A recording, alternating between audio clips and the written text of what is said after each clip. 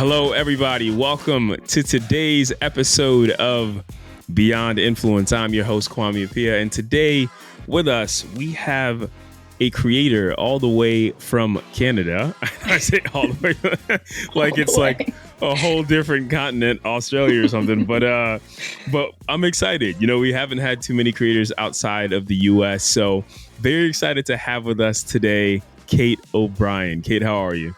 I'm so good. Thanks so much for having me on the podcast. I actually am a listener. And so when you reached out, I'm like, yes, I will absolutely be there. So I'm very excited.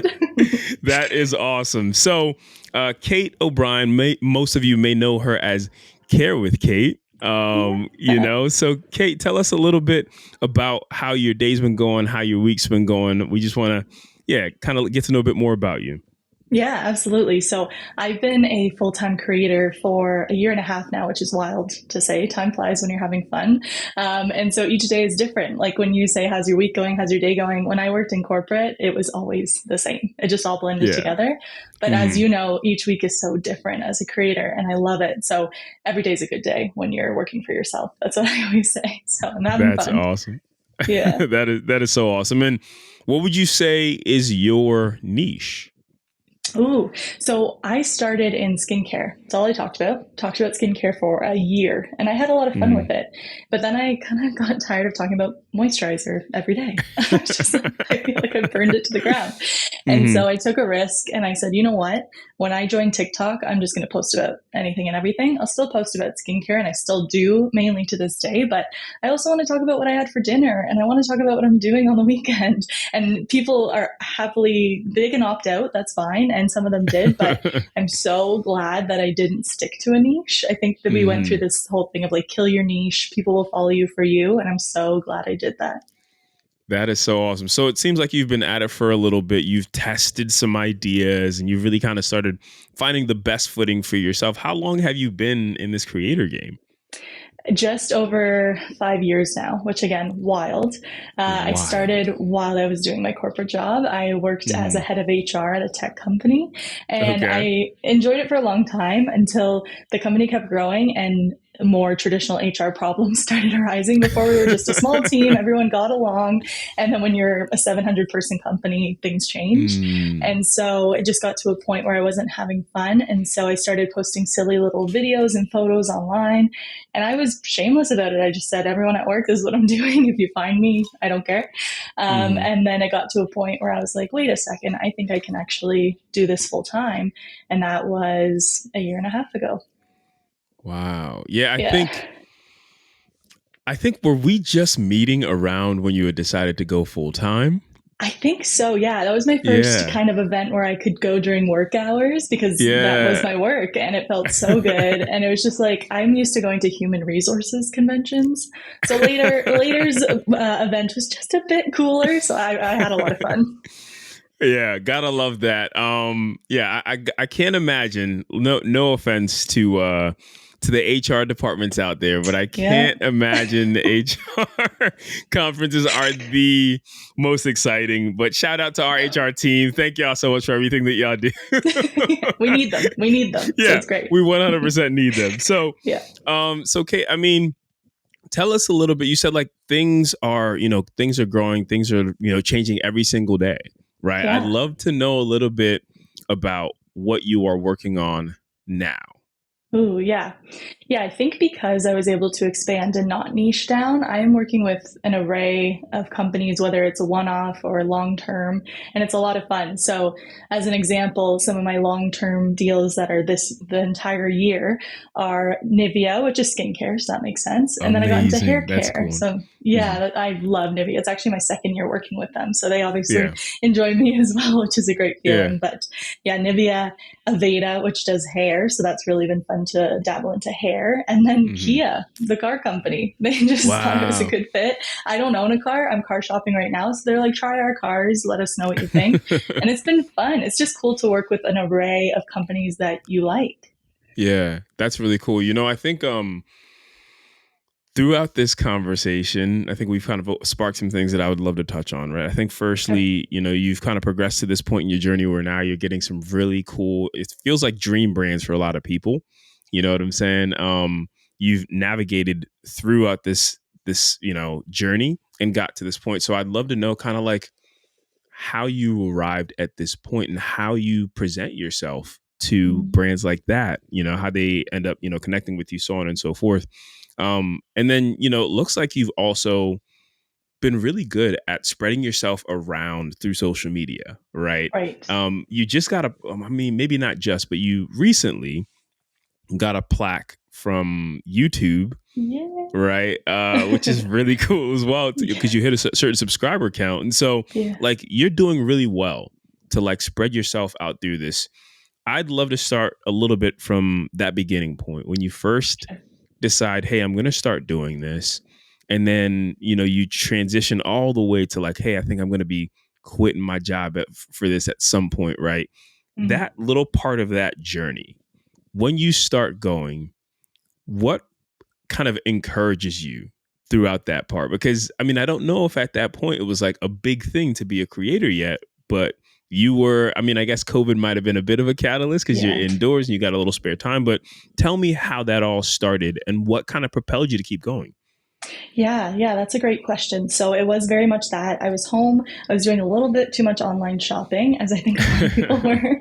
And so I was receiving these products, and I would sit down at the dinner table with my fiance and be like, I just put on a really good moisturizer and it has niacinamide 3%, blah, blah, blah. And he's like, that's great. Maybe you Mhm. should like create a blog or something so people can like Yeah. also like politely like, I don't know if I care so much, but I'm sure someone else does. And it was such a good idea because I just kind of needed that piece. And so I think a lot of people traditionally start on Instagram. They kind of play Yeah. around with their personal pages and see if it's something they would want to do. But I Hmm. was a bit of the opposite where I was scared to do it on Instagram because I knew people on there. I didn't know anyone on YouTube. No one was going to find me on YouTube. So that's actually where I started. And, my first post was all about skincare and I got like 100 views and I loved it.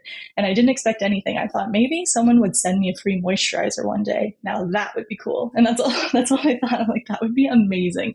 So those are my expectations. And so as you can imagine, every single week up until today, like it's just new experiences, gratitude. And I'm like, I can't believe this is happening. And so yeah, I started on YouTube and I was like, okay, there's a bit of like legs here. So I just shamelessly started a fresh Instagram account. I promoted it on my personal one and said, I'm doing this. I learned what a skinfluencer was. I'm like, this is wild. So I was kind of like going as I went along. And then I was a bit late to the TikTok game. I joined in 2022 because I thought it was just an app for dancing. That's all I thought it was. And so I joined late and I'm like, oh no, you can actually just post about whatever you want. And so I'm so glad I did that. That's my largest platform to date. And yeah, just having a lot of fun. That's awesome. I love that when you started out, you were like, hey, hopefully one day I will get free skincare, Yeah. one bottle. Yeah. Just one. I Yeah. love, I think one thing that can be really helpful for goal setting and just moving forward and consistently keeping like positive about situations is setting small goals as you go along. Mm-hmm. Right. And I think that's really important. I think some people start a dream with the idea that like, I'm starting this because I want to be a millionaire. Right. And it can be really tough because like you're so far from that goal that it can feel like you're consistently like fighting against the tide and you're like when can I see like some possibility of a result. It takes creators like a long time to build that foundation, Mm-hmm. and so in order for people to actually start seeing results, they got to like set a goal that's really achievable and attainable, and then from there keep building on that goal. So I really love the way that you looked at that. And it's interesting. I don't know a lot of people in this day and age of creation who started on YouTube.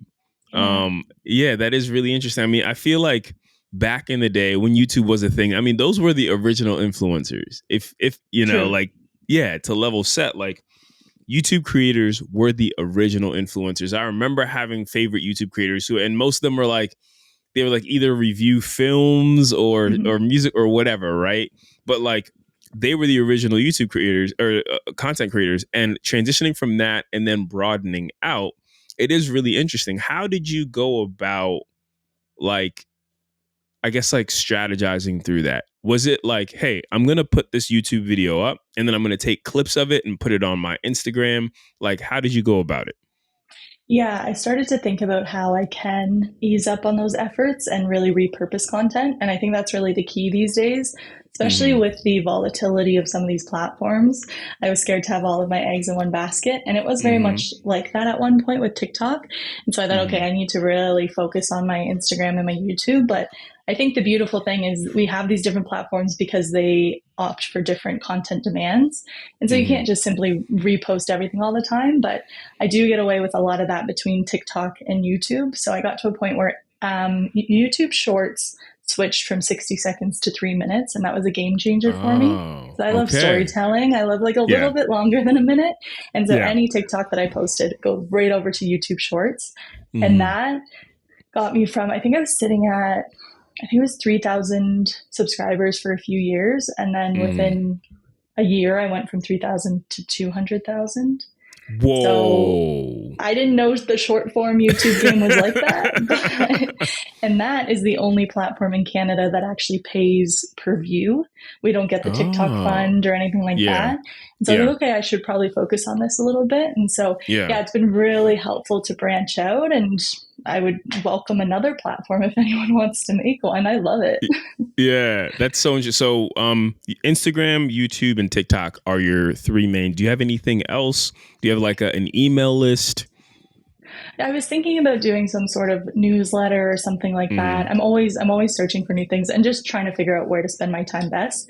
I do have a Yeah. Pinterest. Pinterest is Mm-hmm. fun for those like aesthetic photos, but Yeah. again, like is my community on there? Is there any sort of monetary benefits? You kind of have to be careful how you spend your time, but very Mm-hmm. open to other things soon. So maybe a newsletter, that'd be cool. Yeah. Okay. That is cool. So that is huge growth. Going from what you said, 3,000 followers to 100,000 followers. 200. 200,000 followers. That is Yeah. insane, right? Like Yeah. seeing that growth is got to be astonishing. Like it's such a big reward. Once again, you started Yeah. from like, I hope I can get some free skincare Yeah. to 200,000 followers. And it is interesting. I always think about the contrast between creators around the world, and that Mm, is a cool fun fact about talking to a creator from Canada, right? Because the creator funds within apps aren't typically available. And so like you said, you've been kind of focusing on YouTube because it is the pay-per-view option out in Canada. And so when you think about your different revenue streams, where would you say like where do you focus most of your time in order to right. maximize your revenue? So Canadian creators really focus their time on partnerships. That's where we make our money. And Mm-hmm. so that's fantastic. I know that happens in a lot of countries too. Even in the Mm-hmm. US, the creator fund sounds amazing, but it Yeah. is really those brand deals that give you that good chunk. So Yeah. we're very similar in Canada. So I would say personally, 95% of my income comes from me partnering with a brand and promoting them. And then that Okay. 5% comes from the YouTube revenue. And I'm trying to think if there's really anything else. I guess a few percentage in affiliate programs. So if you like my Yeah. sweater, I'll link it, the whole Yeah. shebang. So Yeah. yeah, we really depend on brands liking us enough to partner with us. Wow, that is super cool. And I'm going to assume the process is pretty similar. You see a brand, you connect with them, you decide to work together. They send you a brief, you do that stuff, you send it back, and then you get paid out, right? Yeah. Do y'all use any specific like? Are there any payment sites that y'all use, or is it just like, hey, direct deposit this money into like what's that process like for y'all? Yeah, it can be quite complicated across the border, and Mm-hmm. it's funny. A lot of us talk about how we want to work with a certain brand, and we're kind of pushing to work with the U.S. team because there's a Yeah. bit more money in the currency exchange there. So it's always like I Ah. want to work with, let's say, La Roche Posay. It's like, but La Mm-hmm. Roche Posay U.S. might have a bit more of a budget. It's just a funny game. It Yeah. rarely happens, but sometimes you'll see some deals in USD, and you're like, nice. So it's just a little bump, but yeah, we just get silly little things where we don't have, all we have is PayPal. So we don't Mm-hmm. have those standard transfers. So it's a lot of bank wire transfers and all the fees Mm. and things like that. So that's where I find a manager can really help you. Because if you're not really adept into that and Yeah. legal and all of that, that's where they can just take the wheel and you don't even have to worry about it. Yeah. Okay. Very cool. So you are someone who does have a manager or a talent agency. Is that how you Yes. typically operate? Do they find your deals out for you, or what's that look like in terms of you going out and actually finding brands? Yeah, so I was very anti management for a long time and I was very Yeah. vocal about it. Yeah. But I think it's really up to the individual. I've just heard horror stories of some agencies and I just feel for creators. But I did get to a point where I was so busy with corporate that I did hold some interviews with agencies. And there was this one girl that we just clicked right away. And I was like, this is someone I would hire on my team in corporate. So Yeah. there's something here. And so 2.5 years later, we're still buddies, still together, and we're a great duo. So she's a fantastic manager. Her name's Soleil, and Hmm. she just takes the wheel for me. Anything that I want to still manage, she's comfortable with that, and I think that's really the key. You shouldn't Hmm. sign with an agency that's going to take over where you're not comfortable. But Yeah. yeah, she helps manage my inbox. She goes out and pitches for me. Any Hmm. brands that are coming into my inbox, she takes right away. She helps Hmm. negotiate. And that was a big thing. I didn't know my worth before an agency. I was Yeah. well undervaluing myself, which I think a lot of creators do. Yeah. Yeah. 100%. I think salary transparency is really important across the board for many things, It right? You is. talk about it in corporate America so much where like two people could be working the exact same job and due to whatever the reasons may be, one may be making significantly more than the other. And so it's similar in the creator world, Mm-hmm. right? To where there could be so many circumstances where obviously with with creators it is interesting. There's a lot more specifics, right? Like there's like a follower count and a Yeah. demographic and like your target audience and so on and so forth. But ultimately, I feel like there has to be some consistency when there's a lot of similarities within creators and the type of campaigns that you are running. And I do agree. I think managers are a big part of really understanding value. Mm-hmm. There are so many times that I'll get an email that has a rate on it and I'll send it over to my management team and then they'll negotiate a better rate. Mm-hmm. And so I think that that is really important. I think management teams and I agree with you for the longest time. I've had some interesting management experiences, right? And I know some other creators who have as well. And so it can Yes. deter a lot of creators from going that route. So Mm-hmm. I would encourage any creator who is thinking about management to be really thorough and vet them in a way where you're not just talking to them, you're talking to their creators as well, creators who have worked with them, and then also talking to other management as well to figure out how they compare, right? Because two management teams can give you a completely different experience. Even if they're both bringing you in a decent bit of money, the experience can be so different. And I've had that before where I have, two or three management teams and it's literally almost like they're in multiple occupations because of the way they handle Yeah. things, right? It Yeah. honestly feels so different. So, no, I think it's important. I think it's something that, we should talk about more often. And now we'll get to a part where it's like, I think this part is important for creators, right? Me as a creator, I've had my lows and my highs in terms of what I've made. What is Yes. the lowest amount of money that you have ever taken for a brand deal? And if you are Yeah. open to it, would you tell us the highest amount that you've ever taken for a brand deal? And you don't have to tell us which brands. Okay. Deal. Okay. So the lowest was my first deal. And it was, I think it was $150 for an in-feed Instagram post and 3 stories. And so looking back, that was not worth my time for how much effort I put into it. But of Yeah. course, the issue is these brands are in the business of making money. So why would they Yes. say, "Whoa, you're way too low. Take more"? They're never going to say that. And so of course not. And then I think the deals that bring in the most are long-term deals. So Hmm. talking 6 months, a year long, and those are thousands and thousands of dollars. And the thing Hmm. is it's beneficial for both the brand and the creator if you have that relationship and they really trust you to sign you on for Hmm. that long, because they Yeah. actually get better bang for their buck. It's a bulk discount. Not always, but Yeah. that's how I do it. Yeah. So it's a win-win there. And as far as rates go, they should always be dynamic. Like I'm changing Hmm. mine quarterly, or each deal is different. So I don't like to say these are my rates because I don't want brands to be like, okay, those are her rates. She's too Yeah. expensive, or we're getting a good deal on her. It changes all Yeah. the time. But I Yeah. will say, any aspiring creators watching, feel free to DM me. I would love to help. I think you should never be left in the dark on how to price yourself. So I'm Hmm. always there for that.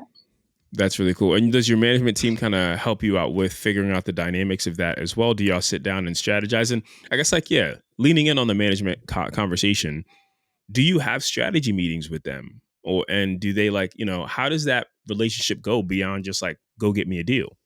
Yeah, yeah, exactly. So I think that's what, again, you should look for is that guidance, because we're not experts from the outside. And so, yeah, I like to keep my rates fresh. We talk about them all the time. We're looking at my Hmm. metrics and being very formulaic about how we do it, not just Yeah. vibes on, I want more money. It should be why. So we're really good on that front. And then, yeah, strategy Hmm. is really important to me. And these people are experts. They see it all the time with hundreds of creators, thousands of brand deals. So I want to hear what I Hmm. should be changing.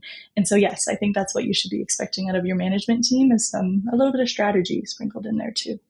Yeah.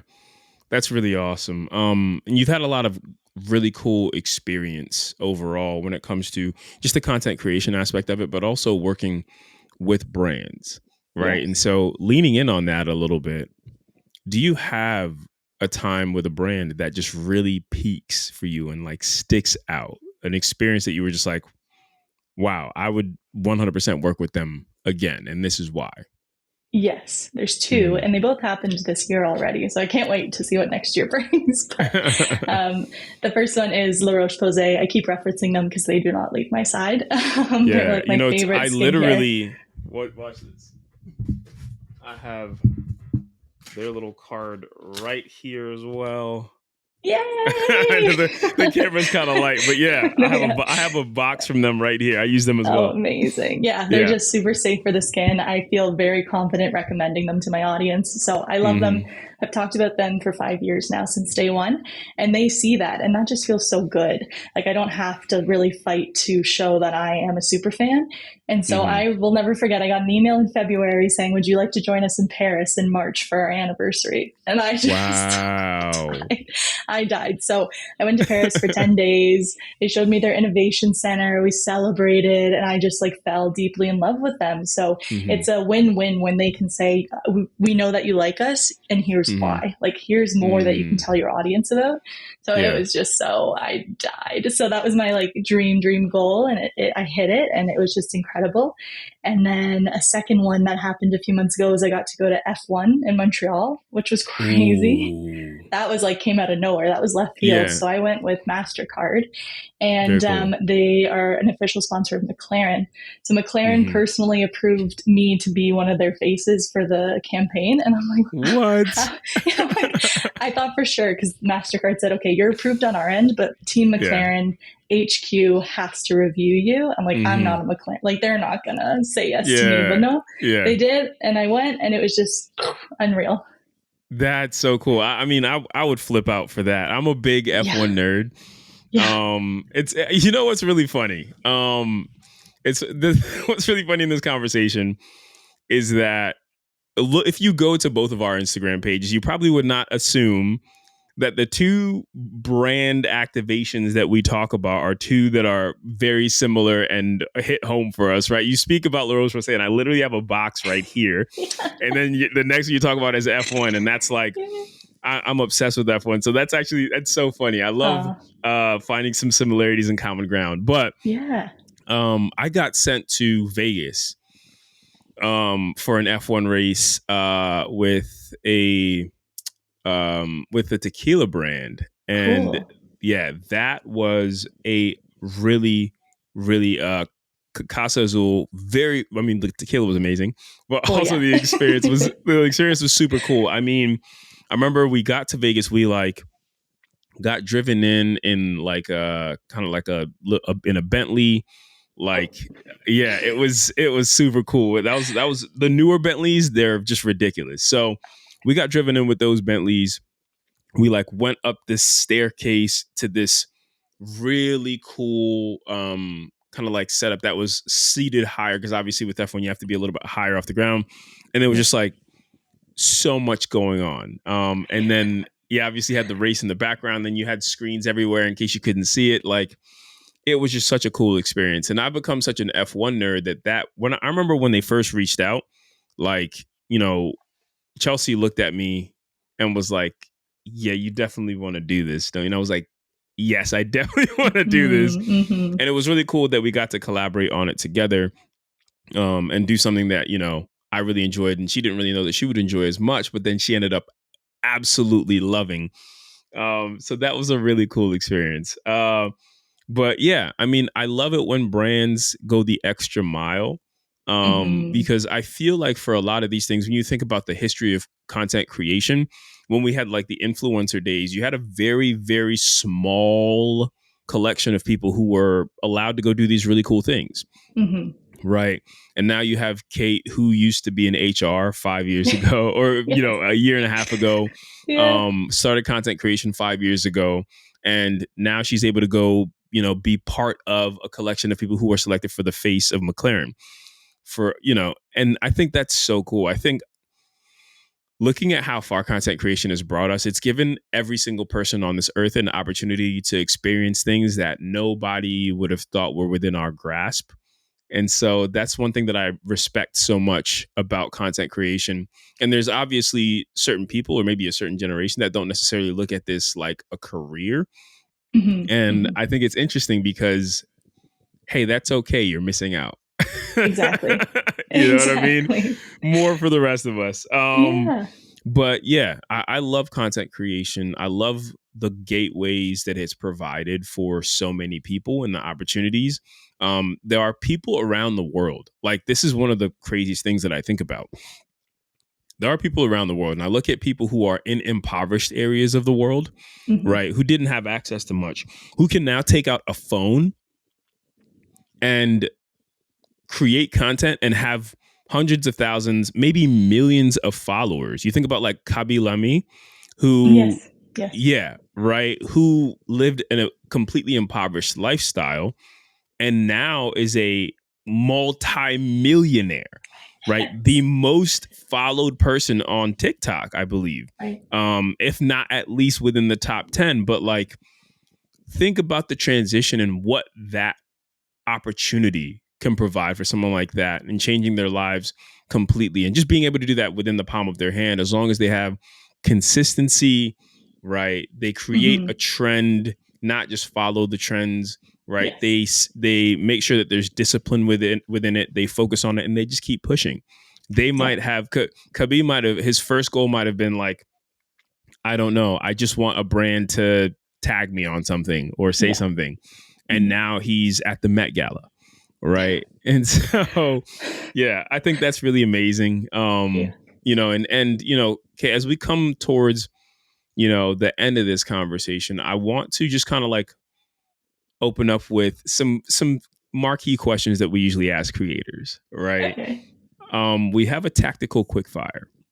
Okay. And that tactical quickfire is going to be a this or that. So you give me what your answer is, and then Okay. you give me just a sentence or so Okay. about why. Yeah. Okay. Got it. All right. So for you, do you prefer batch content or to create spontaneously? Both. Got to do both. Some days I'm great, get 7 videos done. Other days I got to do it when I can. Okay. No, I love that answer. Do you prefer Instagram or TikTok? TikTok. It scares me with the whole thing going on in the US, but I love my Yeah. TikTok. Okay. That's awesome. And then reels or carousels? Ooh, Reels help me reach a new audience. Mm-hmm. Carousels is where I started. I didn't start on Instagram with Reels. They didn't exist yet, which is kind of cool. Mm-hmm. So I love Okay. both. Yeah. And then stories or on grid content. Stories.